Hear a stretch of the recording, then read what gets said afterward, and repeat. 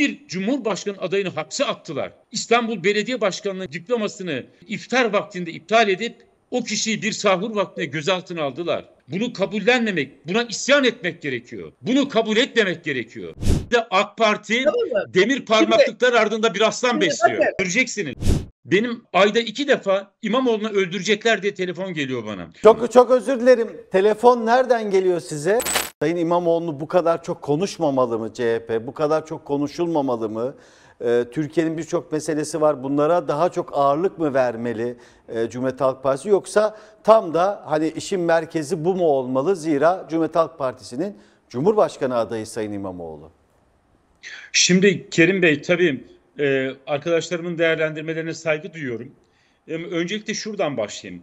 Ekrem İmamoğlu'nun şu anda birinci maddesi Ekrem İmamoğlu değil. Bakın tweetlerine, her aşağı yukarı 3 tweetinden ikisi Türkiye'nin yönetimiyle ilgili.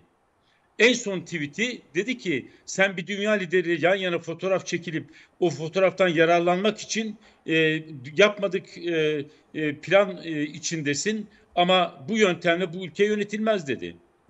Ardından orman yangınları ilgili liyakatsız kişileri getirirsen böyle olur dedi. Yani Ekrem İmamoğlu'nun birinci gündemi Ekrem İmamoğlu değil. Ülke Cumhuriyet gündemi. Halk Partisi'nin birinci gündemi ya da Sayın Özgür Özel'in... Hayır, o da değil. Şimdi tamam. Burada bence elbette tabii farklı bakışlar olur. Saygı duyarım. Bir defa şunu koymak lazım. Keşke, yürekten istiyorum, bakın yürekten istiyorum. Başka bir parti büyüsün. İyi Parti büyüsün. Zafer Partisi büyüsün. CHP kendisiyle uğraşırken ne bileyim bir ders alsın eğer yanlışsa gittiği yol. Ama bence öyle değil olay. Elbette yani eleştirilecek yanları olabilir. Elbette Cumhuriyet Halk Partisi'nin gündemini yani Türkiye'nin gündemiyle birleştirmesi gerekir. Ama Cumhuriyet Halk Partisi de örneğin bir grup konuşmasında Özgür Özel ülkenin genel konularına değindiğinde öne çıkan sadece partiyle ilgili değerlendirmeler oluyor. Doğal olarak yani iktidar da bunu istiyor. Belki orada bunu yarayacak Türkiye'nin öteki gündem konularının böyle yakıcı bir şekilde gündeme gelmesinin sağlayacak yöntemler gerekiyor. Bu doğru. Ancak Ekrem İmamoğlu'nun şu anda içinde bulunduğu durum şu bence Erdoğan görünür adaylar içinde kendisini yenmesi en muhtemel kişinin Ekrem İmamoğlu'nu biliyor. Ben İmamoğlu'yla hapiste 3 defa daha önce de defalarca konuştum.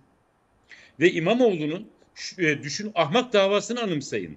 Bakın ahmak davası Ekrem İmamoğlu daha birinci seçimi kazanmış, ikinci seçim gündemde o zaman açıldı. Bakın o zaman yani ve hatta Ekrem İmamoğlu Ordu valisinin yaptığı basitlik dedi, bayi kallar ittik dedi diye haber yaptılar. Ahmak davası ne durumda şu anda? İmamoğlu'na siyasi yasak verildi. 2 yıl 7 ay 15 gün. Ne zaman? 2022 yıl 14 aralığında. İstinafa gitti. Ne halde şu anda? Duruyor. Çünkü hiçbir dava açmasalar bile yani o istinaf o kararı onaylasalar İmamoğlu'na yasak gelecek zaten.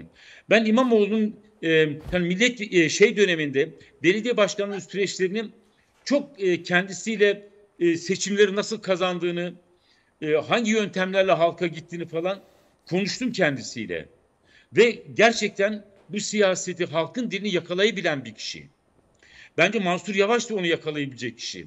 Vahap Seçer de onu yakalamış bir kişi. Özlem Çerçioğlu yakalamış bir kişi. Ben bunu Cumhuriyet Halk Partisi'nden tanıdığım kişiler olarak söylüyorum. Diğer arkadaşlar öteki isimleri de verebilirler. Mesela Özlem Çerçioğlu çok kısa paylaşmak isterim. Yani değinmek istediğim çok bölümü var ama Özlem Çerçioğlu Adnan Menderes'in köyü Çakırbeyli'den birinci çıkamıyor. Yani tepesi atıyor. Nasıl ben birinci? Ben buradan birinci çıkmak istiyorum diyor. Nasıl birinci çıkmam demiyor. Çıkmak istiyorum diyor. Eşi, kocası, cansı yani bir fabrika sahibi, alın teriyle yani mücadele yani ekonomik durumları iyi. Diyor ki Aydın'a yakın bir yer zaten. Çakırbeyli'de ev yapacağız diyor. Bir arsa alıyorlar, ev yapıyorlar. Özlem Hanım oraya taşınıyor. Uzatmayayım lafı. Orada kadınları yakalıyor. Onların günlük hayatlarına dokunuyor. Orada CHP birinci parti. Böyle bir kişi Türkiye'yi yönetebilir. Yani buna benzer çok adayı var CHP'nin. Ama şu anda Cumhuriyet Halk Partisi'nin Ekrem İmamoğlu'nu unutturmaması, yapılan bu hukuksuzluğun hesabını sorması gerekiyor. Benim tahminim de Ekrem İmamoğlu görünür gelecekte çıkarmayacaklar. Ama CHP İmamoğlu'nu bayrak yapıp biz o kişi için 15 milyon oy verdi bu insanlar. O kalabilir yine içeride. Ama o bayrakla bir seçim %60 kazanılabilir. Ama siz onu teslim ederseniz, unutursanız diyecek ki siz attık işte zaten dedi ya bakalım kaç kişi telef olacak diye 14 Mayıs'ta. Ona döner iş. Vermemek lazım. Bakın dünyada hani maalesef demokrasi mücadelesi kolay bir şey değil. Nehru, Hindistan'ın birinci başbakanı. 13 yıl hapis yattı. Hapiste Atatürk'ü okudu. Unutturmadı kendini. Kitaplar yazdı, mesajlar attı. 13 yılın sonunda çıktı ve başbakan oldu. Aliye İzzet Begoviç 11 yıl hapis cezasına çarptırıldı 80'lerin başında. 6 yıl hapis yattı. Mücadelesini sürdürdü, yılmadı, bıkmadı, usanmadı ve çıktı. Bilge Kral olarak Bosna Hersek Devlet Başkanlığı yaptı. En çarpıcı örnek, tabii ki bu kadarını arzu etmeyiz ama Nelson Mandela 26 yıl arkadaşlar. Ben gittim o adaya.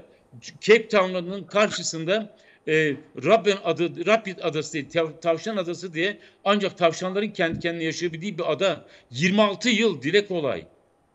Ama çıktı, nasıl çıktı? Mücadelesini büyüttü. Ben dedi şunun mücadelesini veriyorum dedi. Irk ayrımı bitecek dedi. Irk ayrımını ortadan kaldıracağım ben dedi. Çıktı Nelson Mandela. Yaklaşık 7-8 ay sonra kendisini yıllarca hapiste tutan kişi öldü. Karısına başsağlığına gitti.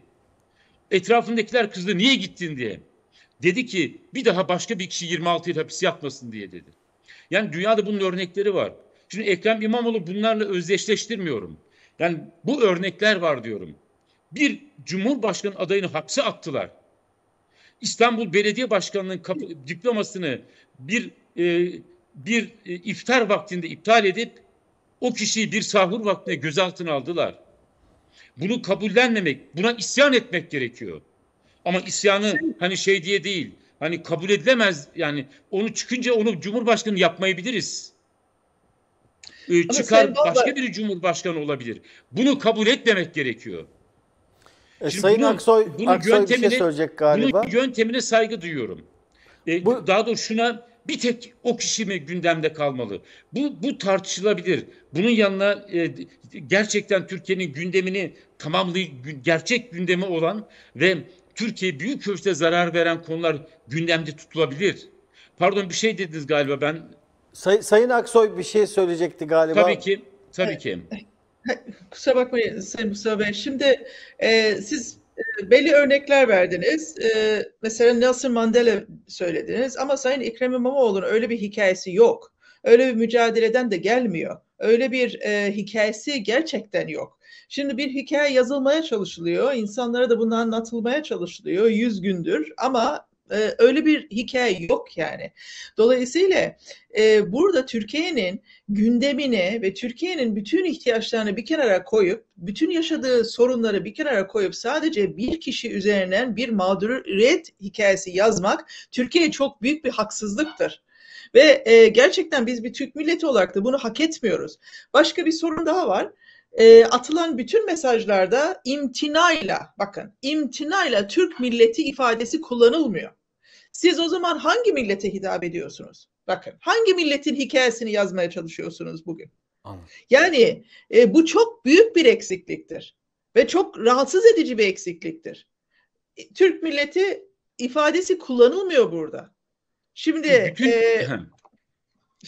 bakın, Nelson Mandela gibi bir insanın Sayın Ekrem İmamoğlu kıyaslanması son derece yanlış ve son derece de, çok özür dilerim ama absürttür. Tarihte de bağdaşmıyor yani insanların verdiği mücadeleler. Geçen gün Cumhuriyet Halk Partisi, hatta Sayın Özgür Özel'in paylaştığı bir afiş vardı. Şimdi tam unuttum hangi gün içinde ama İstanbul'un kurtuluşu. Başta Fatih Sultan Mehmet var, sonra yanında Atatürk var ve diğer tarafta da Atatürk'le aynı ebatta eli cebinde Sayın İmamoğlu'nun resmi var. Bu nasıl bir şeydir yani? Yani Sayın Ekrem İmamoğlu nereyi fethetmiş? Sayın Ekrem İmamoğlu hangi cumhuriyeti kurmuş? Kimlerle, hangi yabancıları burada def etmiş? Yani hangi savaşları kazanmış da bir de üstelik Atatürk'le aynı ebatlarda tutuluyor ve eli cebinde bir fotoğraf konuluyor. Yani bakın toplumun hassasiyetleri burada yok sayılıyor. Cumhuriyet Halk Partisi'nin veya Sayın Özgür Özel'in bu kadar demle, bu kadar Türk milletine bu kadar hakaret etmesi ve PKK ile bu kadar açıktan destek vermesi bir sempatizan bir grupla bu kadar yakın olması Türk milleti inanın çok rahatsız ediyor. Yani kusura bakmayın ben bunları artık söylemek zorundayım. Yani çünkü Tabii ki burada bir bakın eğer 100 gündür Sayın Ekrem İmamoğlu da mağdursa 100 gündür de Türk milleti de mağdurdur. Ve adı imtinayla zikredilmiyor bu milletin ya. Sayın Yani- Balbay, buyurun, bir iletişimsel anlamda bir eleştiri aslında daha çok Sayın Aksoy'un Tabii yaptığı. şimdi bu eleştirileri anlıyorum ve bu eleştiriler dikkate alınıp gereği yapılabilir. Ama ben Ekrem İmamoğlu'nun bir hikaye yazdığına inanıyorum. Ekrem İmamoğlu şöyle Türkiye'de seçimi kazanmanın çok zor olduğu bir ortamda Recep Tayyip Erdoğan 3 defa yendi. Sadece 31 Mart 2019 gecesi saat 23.32. Bu verdiğim bilgilerin hepsi gerçektir. Hiç yani usulen bilgi vermiyorum. 23.32. Binali Yıldırım çıktı. İstanbul'u aldık. 3752 oyla aldık dedi. Klasik CHP, herkes yıkılacak, itiraz edecek, itiraza başvuracak, edecek. Böyleydi. 10 dakika sonra İmamoğlu almadın dedi. O an bence İmamoğlu'nun lider olduğu andır. Türkiye koşullarında. Almadın dedi. Almadın dedi. Çok iyi anımsıyorum. Anadolu Ajansı bilgi geçmiyor. İçişleri Bakanı Süleyman Soylu ve Adalet Bakanı Abdülhamit Gül toplantı üstüne toplantı yapıyor. Anadolu Ajansı veri geçmiyor. Almadın dedi. Sonra 10 dakika sonra bir daha basın toplantısı yaptı. Hak yemedim, hakkımı yedirmem dedi. Sabaha kadar 7 yıl geçti ama. 7 yıl geçti o tarihten. Ha, Onun üzerine ama nice başarılar konulması lazımdı. Ben onu bir anlatmak saniye, istiyorum. o zaman devam edeyim. Bakın bunlar çok önemli, unutuluyor. Hayır, unutulmuyor. Hayır, bir devam edeyim. Devam edeyim, çok zaman almıyorum. Özür diliyorum arkadaşlardan. Şimdi o gece sabaha kadar mücadele. Ertesi gün 10.30'da Yüksek Seçim Kurulu Başkanı Sadi Güven İmamoğlu 24 bin oyla kazandı dedi. İtiraz üzerine itiraz. Erdoğan lütfen kabul etti. Ertesi gün Erdoğan dedi ki sandık tamam ama yargı tamam değil dedi. Nasıl olur ya? Yargıda biter bu iş dedi. Hemen Binali Yıldırım çıktı, bu seçim mundarlaştı dedi. 17 Nisan'da verdiler İmamoğlu'na mazbatayı. Bakın 31 Mart'ta seçim, 17 Nisan'da mazbata. Sonra ne oldu? 6 Mayıs günü yine bir iftar vakti Yüksek Seçim Kurulu bu seçimi yenileyeceğim dedi. Ve herkes, ben anımsıyorum, İmamoğlu'na dedi ki bunu kabul etme. Bu seçimi yenileyeceksin, sen kazanamazsın artık dedi. O gece saatlerce toplantı yaptılar. Gece 11.30'da çıktı İmamoğlu Beylikdüzü'nde, dedi o meşhur dedi gençliğimiz var, heyecanımız yüksek, kazanacağız dedi. Ve bir daha kazandı. Dediğim gibi bu davaları açtılar. 5 yıl sonra bir daha kazandı. Kemal Kılıçdaroğlu kaybetti, nedenler tartışılır. Kemal Kılıçdaroğlu'na karşı kazandı. CHP'de değişim. Kemal Bey der ki Cumhuriyet Halk Partisi'ni yönetmek Türkiye yönetmekten zordur. Türkiye koşullarını, İlay Hanım, siz Demokrat Parti'ye aday olmaya çalıştınız. Başınıza neler geldi? Kolay değil Türkiye'de bu maalesef. Kolay olduğunu söylemiyorum. Sayın Balbay, her partide kolay değil sevgili İlay Hanım. Kolay olduğunu söylemiyorum. Ben şunu söylüyorum. 7 yıl geçmiş. Ayrıca bu ikinci seçimde 800 bin oy o Türk milletin vicdanın oylarıdır. Sayın Ekrem İmamoğlu o vicdanı kazanmak mesele. Evet. Tamam ama onu AK Parti kendisi yarattı zaten. Çünkü izah edemedi. Bir zarfın içinde nasıl 3 tane geçerli, bir tane geçersiz oy çıktı. İzah edemedi yani. Ama neticede. şimdi de AK Parti Tamam mı? demir parmaklıklar ardında bir aslan besliyor. Bakın. Göreceksiniz. Şimdi AK Parti şimdi de demir parmakların ardında bir aslan besliyor.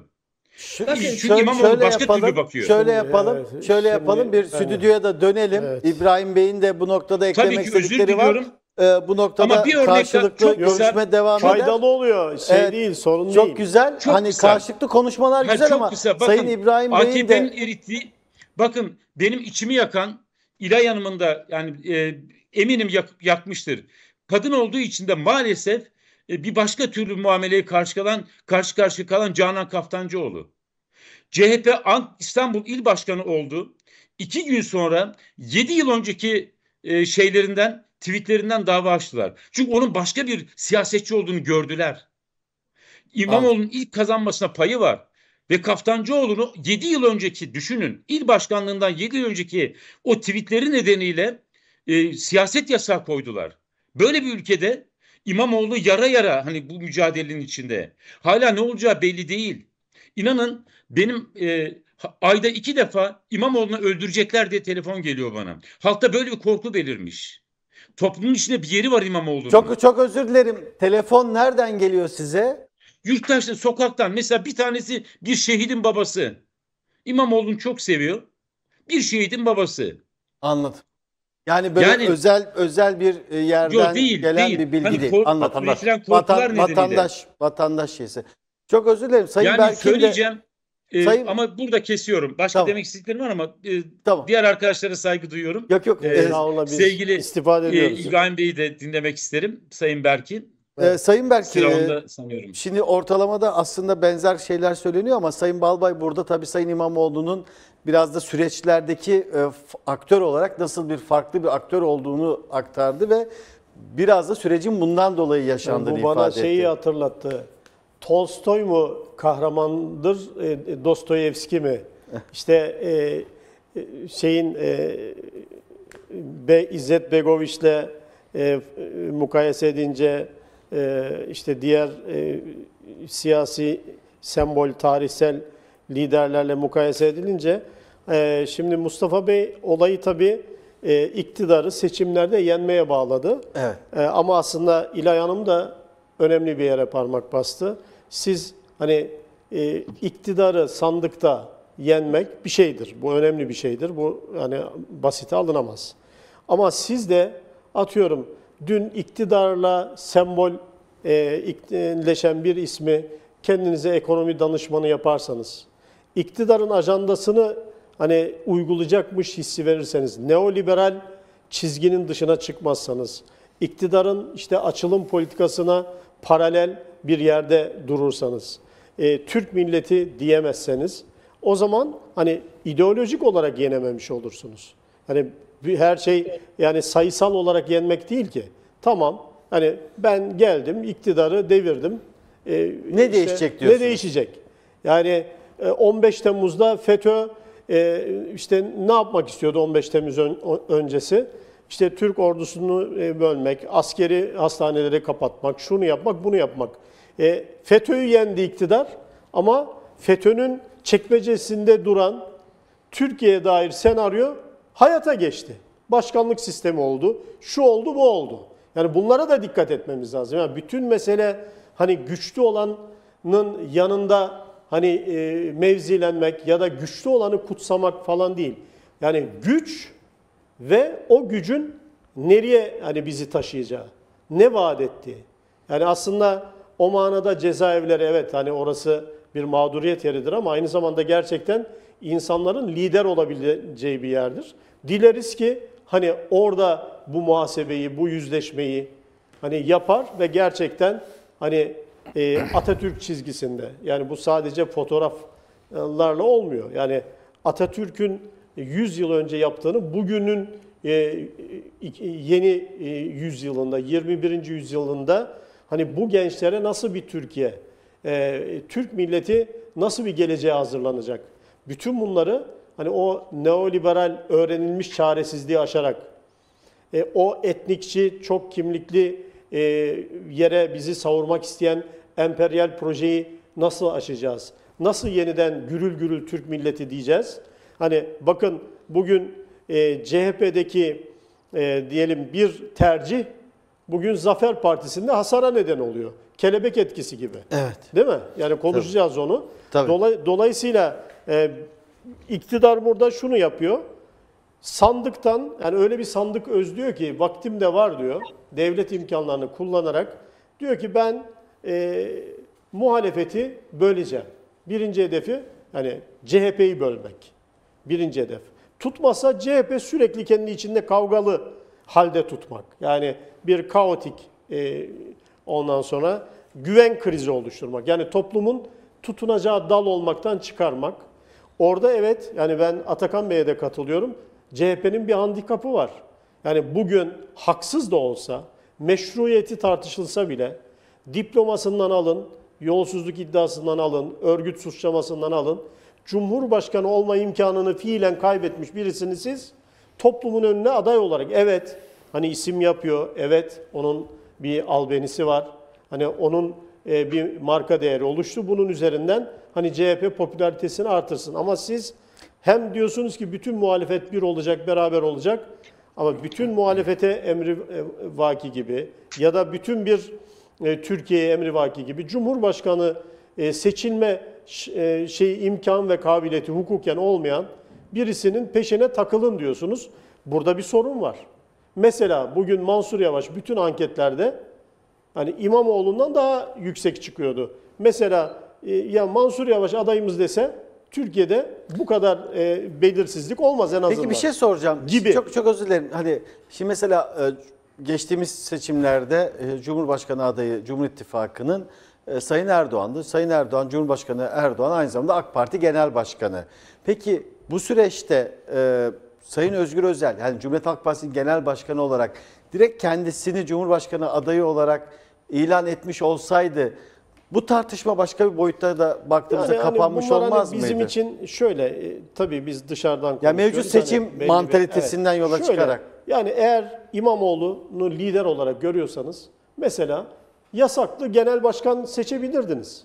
Yani sizin eğer gerçekten İmamoğlu'nda bir liderlik şeyi var, cerbezesi, kumaşı, karizması neyse varsa ve CHP'de bunu kabullenmişse siz onu CHP'ye genel başkan yapardınız. Siyasi yasaklıdır. Erdoğan'ın bir zamanlar hani olduğu gibi. Ondan sonra ama Cumhurbaşkanı adayını bugünden açıklamak zorunda kalmadınız. Çünkü Cumhurbaşkanlığı zaten parlamenter sisteme geçeceğim diyorsunuz. Değil mi? Parlamenter sistemde işte bugün Mansur Yavaş veya bir başka isim. Yani o parlamenter sistemin Cumhurbaşkanı adayı olarak sahneye sürebilirdiniz. O zaman daha anlaşılır bir şey olurdu. Şimdi şöyle bir handikap var. Özgür Özel gürül gürül akmaya başlayınca vay bu İmamoğlu'nu unutacak kendini mi sahneye sürüyor? Ya da İmamoğlu'nu çok gündem ettiği zaman da ya bu lider değil İmamoğlu'nun hani peşine takılmış gidiyor gibi sürekli hani içeriden ve dışarıdan eleştirilerle karşı karşıya kalıyor. Dolayısıyla burada hani şuraya ben geliyorum. Aslında 2015 yılından bu yana CHP'nin kaybettiği bir şans var. Nedir o? Bu ülkede 12 Eylül rejiminin kurduğu siyasi partiler ve seçim sistemini bu iktidar tepe tepe nimetlerini kullanarak ve sıkı sıkı tutunarak yaşattı. Bir demokrasi cephesi inşa edemedi gerçekten. 2015'te bunu yapabilirdi, bir sonraki seçimde yapabilirdi, bir sonraki seçimde yapabilirdi. Nedir o? Yani baraj sorununu aşamayan, bütün sesleri, bütün renkleri, hani ben muhalefet olarak bu barajı yıkıyorum, Türk milletinin önüne konan barajları yıkıyorum mantığıyla daha kapsayıcı, daha kuşatıcı ama bir altılı masa hikayesinden bahsetmiyorum. Bir edayla gelebilirdi. Bugün bu söylemi, bu diskuru kullanıyor. Hani bütün miting meydanlarında ya hep beraber ya hiçbirimiz, işte Türkiye İttifakı. Ama siz hem Türkiye İttifakı hem Demle İttifak falan dediğiniz zaman da bu sefer vektörler birbirini itiyor. Bu sorunu çözmeniz gerekiyor. Türk milleti ekseninde bir Türkiye İttifakı, yani o ideolojik tutarlılığı da hani Cumhuriyet'in kurucu partisi olarak evet hani bireysel bütün kimliklere eşit davranan Cumhuriyet zaten bu. Hani ister Kürt olsun, ister hangi etnik kimlikten olursa olsun. Dolayısıyla hani Türk milleti ekseninde kapsayıcı bir dille ve bütün muhalefetle bir %51'i inşa etmesi gerekiyor.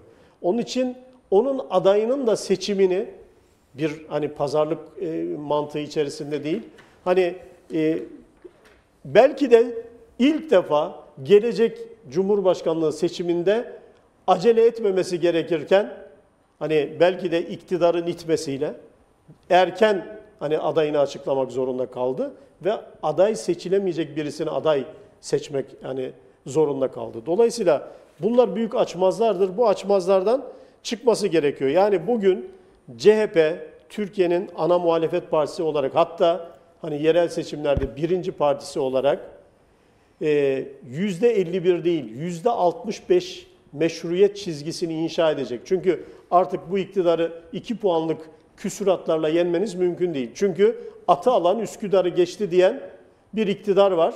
O sadece atı almadı, hukuku aldı. Bu arada hani biz konuşurken doğalgaza zam gelmiş, onu da ifade yani edelim. devletin bütün kurumlarını alan, emniyeti, diyaneti, her şeyi seçim için seferber eden bir iktidar sadece atı aldım Üsküdar'ı geçtim demez. Daha çok şey aldım ve geçtim diyebilir. Ve biz onun için hep şunu diyoruz, Bağımsız Türkiye Partisi olarak, ana muhalefetin ve Türkiye'nin birinci partisi olarak bugün CHP'nin görevi, bir, kendi iç bütünlüğünü sağlamak, iki, muhalefetin bütünlüğünü sağlamak, üç, %60'ların üstüne oturacak bir siyasi meşruiyetle bugünkü tek adam rejimini, Cumhuriyet rejimine, kurucu felsefeye ve kurucu ayarlara geri döndürecek ama 21. yüzyılın şartlarında da bir gelecek vizyonu ortaya koyacak. Ben İlay Hanım'a şu noktada da katılıyorum. Evet, hani bütün suçlanan, hapse atılan, haksız yere, haksız şekilde tutulan, başta Beylikdüzü Belediye Başkanı olmak üzere, yani hasta, ağır hasta olduğu halde, hani sağlık koşullarına riayet edilmeden kanser tutulan, teşhisi teşhisi konan, geçmiş olsun diyoruz buradan. Bütün bu insanların hukukunu korumak sadece hani ana muhalefetinde değil, bütün partilerinde hani koruması gerekiyor. Çünkü niye? Hukuku savunması gerekiyor.